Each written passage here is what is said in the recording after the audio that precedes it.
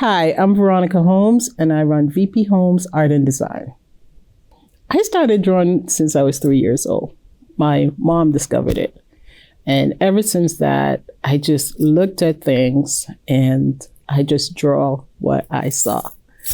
As time went by, I realized to effectively get what I wanted to portray, I had to look at the masters.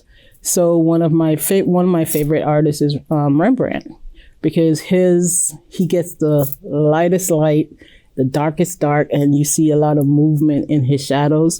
So I always try to emulate him. A trick I used to do is I'll get a magazine and a black and white, and I'll just go over and retouch it with a pencil and do it the way I think it should look. I was supposed to go to college.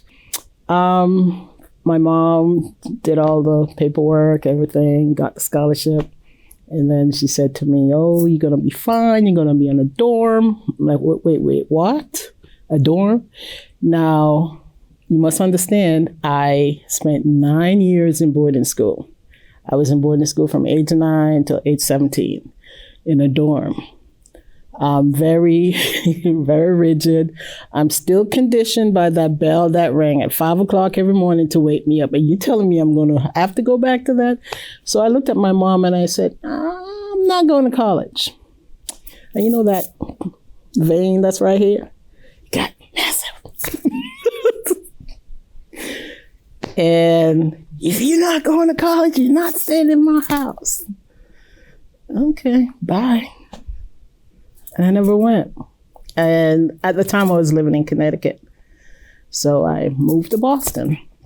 I had no regrets. But at age 37, I did attend Northern Essex University and I have a certificate in graphic design. But I realized I'm not cut out for all that linear stuff. I like the flow because there are no straight lines in nature. I like the freedom of just learning on your own. The fact that I'm self-taught. Most people will look at it, well, what can a self-taught person show? You have to go to college. You have to go to a higher learning. You have to have a degree in art. No, you don't. And the other thing sometimes I hear, having talent doesn't necessarily take you anywhere, which is sometimes true, sometimes not, right? Because it's all about opportunity. It's all about networking. I was born in Trenchtown, Kingston, one of the slummiest places in Jamaica. My mom had me when she was 15 years old. She was raped.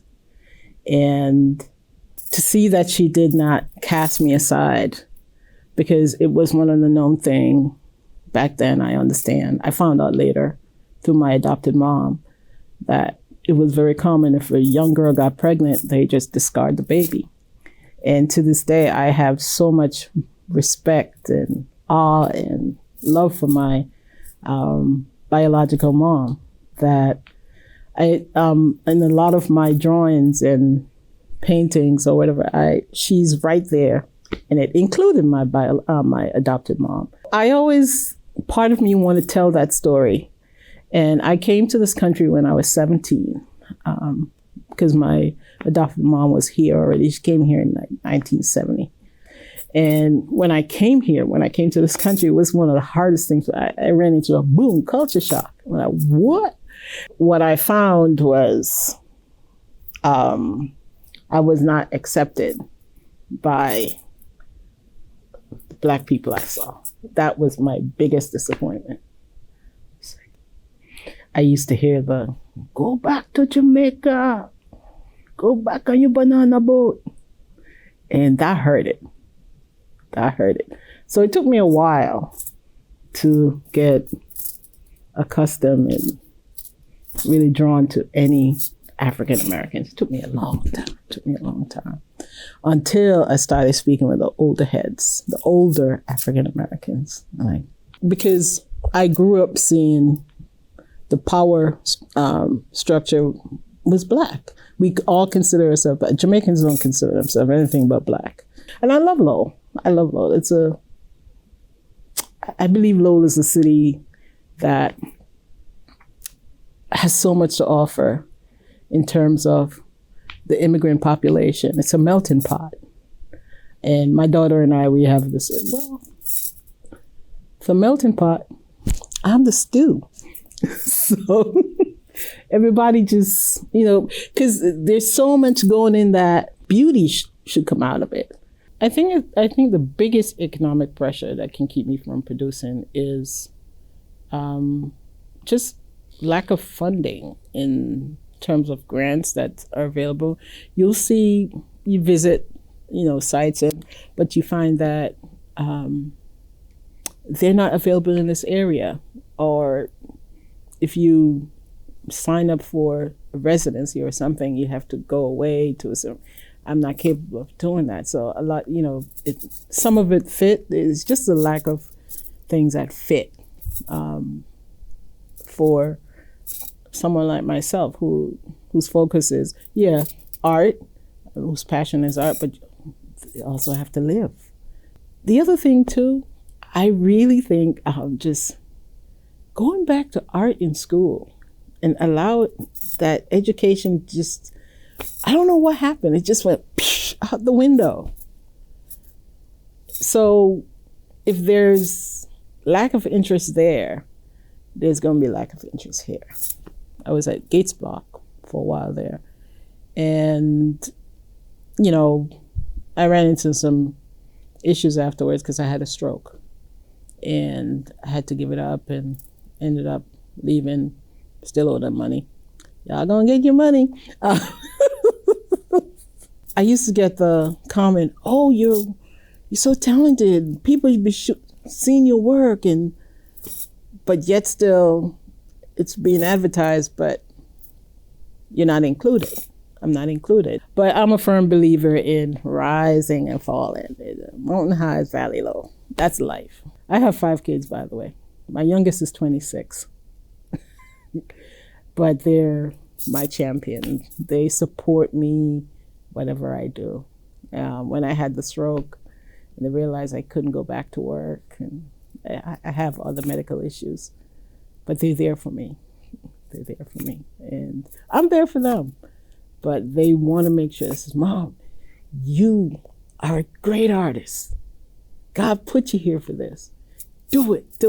So I just sit home and draw all day. There's a nonprofit, Aaron's Presence. Leah had reached out trying to find someone to, teach a young lady, just to mentor a young lady with art. And I responded. And so every Tuesday now I attend, they call it Therapy Tuesday. And it's a group of high school kids, Lowell High and the Vogue. And we all sit and we draw. And we talk about life issues. They talk about anything, everything. They talked about the Will Smith snap. And how it, their version of what should have happened. But I enjoy that. I enjoy sitting down and talking to them. And Leah, she is a wonderful person with those kids. I have never seen a nonprofit like that.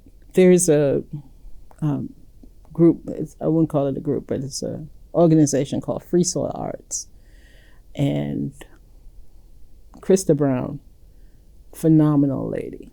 And I often tell her, she's driving the bus and I'll pay every dime to get on. And I love the fact that she's embarking on really bringing out some of the things I'm talking about, because I see they're doing plays, dramas.